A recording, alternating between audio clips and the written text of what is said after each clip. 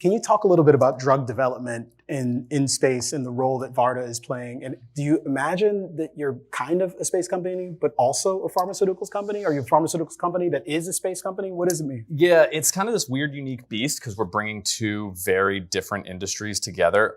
It is, I always kid around, it's space drugs, so there is the space first.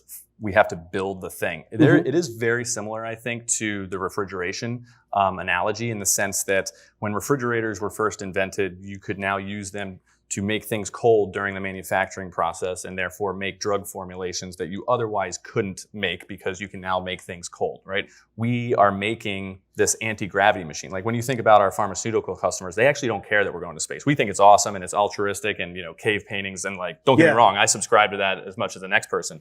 But at the end of the day, they're like, great, but where's the drugs? We want them to be via a shot, right? Right, exactly. Yeah. But hey, we're stuck on this drug. It's administered via an IV bag. We show the research on the International Space Station shows that, they took the actual drug and if crystallized in microgravity, you can now change it from an IV bag to a shot. That is what the pharma companies care about. And so they don't actually care that we're going to space. They would much rather us just have an anti-gravity machine in the back of the lab. Obviously, that's impossible on Earth. That's Einstein's principle of equivalence. You have to go to space and be in free fall in order to have microgravity manipulate the chemistry.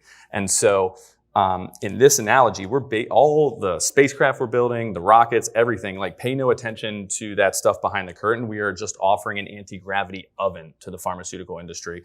And as shipping to space becomes just shipping with reusable rockets, to them, instead of FedEx, it's SpaceX, but everything else looks very similar to them.